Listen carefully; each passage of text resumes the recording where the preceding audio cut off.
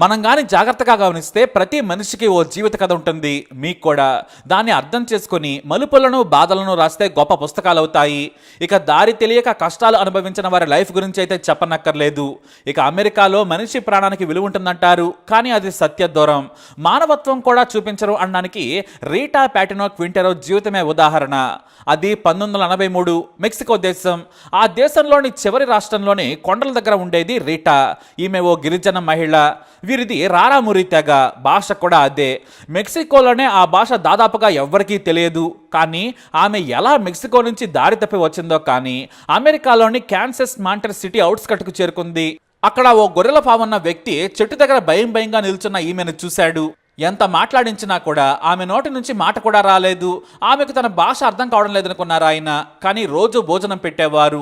ఆ చెట్టు కిందే భోజనం చేసి అక్కడే పడుకునేదామె. అతన్ని బలంగా నమ్మేసింది. ఎందుకంటే తాను కూడా ఒకప్పుడు పెద్ద గొర్రెల మందకు యజమాని. దీంతో ఆ గొర్రెల కాపరి దగ్గరకు వచ్చినా కూడా ఆమె భయపడలేదు. ఇక ఆ వ్యక్తే ఆ మహిళకు బట్టలు కూడా ఇచ్చాడు, భోజనం కూడా పెట్టాడు. అయితే ఓ రోజున అతను గొర్రెలను తీసుకుని ఆ ఫామ్కు రాలేదు. ఆ రోజు కాస్త వర్షం పడుతూ ఉంది. దీంతో తనకు భోజనం దొరుకుతుందని ఆమె భావించింది. కానీ అతను రాలేదు. ఆ మరునాడు కూడా ఆ వ్యక్తి రాకపోవడంతో ఆకలికి తట్టుకోలేకపోయింది రీటా. అలానే నడుచుకుంటూ వచ్చేసింది. ఎక్కడికి వచ్చిందో తనకు తెలియదు. మొత్తానికి సిటీలోకి అయితే వచ్చేసింది. ఓ చర్చి దగ్గర అలాగే నిలబడింది రీటా. తాను కూడా జీసస్ను కొలిచేది. దీంతో తనకు అన్నం పెడతారని ఆమె చూసింది. కానీ 1983 జూన్ 3న పోలీసుల కంటబడింది రీటా. అదే ఆమె పాలిట శాపంగా మారింది. సాయం చేయాలన్న ఆ పోలీసులే జీవితాన్ని నాశనం చేసేశారని చెప్పాలి. ఆమెతో ఎంత మాట్లాడినా కూడా పోలీసులకు ఆమె సమాధానం చెప్పలేదు. కొంతమందితో మాట్లాడించగా చివరకు ఏదో భాషలో చెప్పింది. కానీ వారికి అర్థం కాలేదు. అది భాషనా లేక మానసిక రోగమా కూడా వారికి తెలియలేదు. కానీ ఆమె రూపం చూసి మెక్సికన్ అని మాత్రం గుర్తించారు పోలీసులు. దారి తప్పి వచ్చిందనుకున్నారు. కాకపోతే ఆమె చాలా దృఢంగా ఉంది.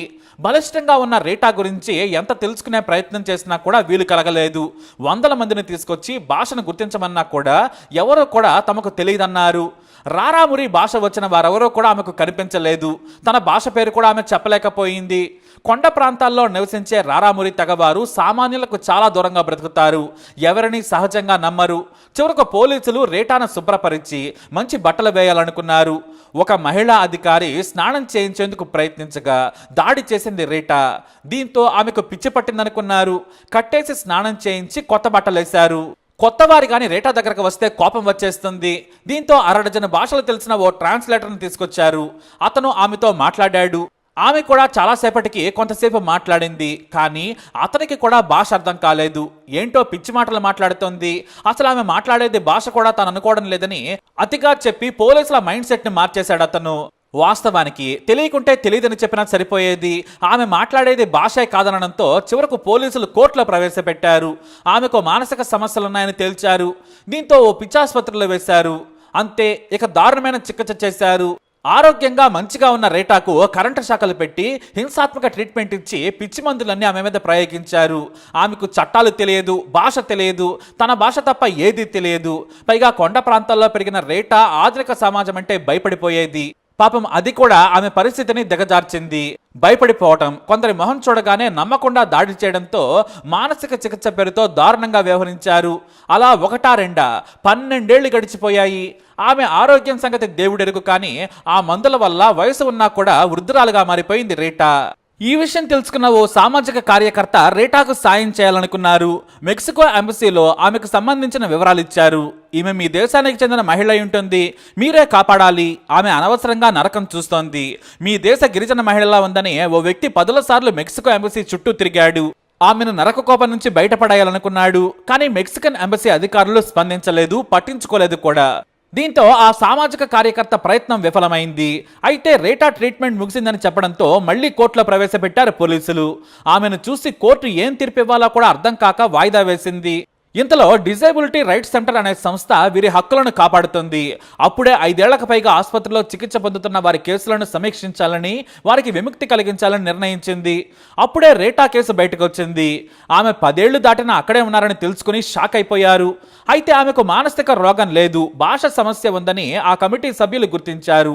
వారిలో వారు ఆదులాడుకున్నా కూడా రీటా ఆరోగ్యకరమైన మహిళ, అనవసరంగా ఆసుపత్రిలో చేర్చి పాడు చేశారని సమీక్షించారు.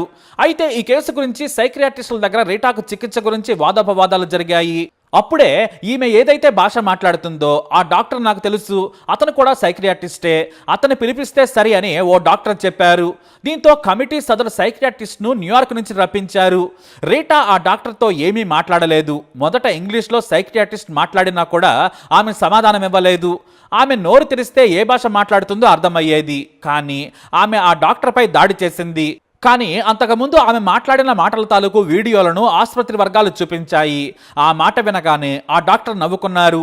ఇది రారామురి భాష, మా తాత ఇదే గిరిజన సంస్కృతికి చెందిన వ్యక్తి అని చెప్పారు.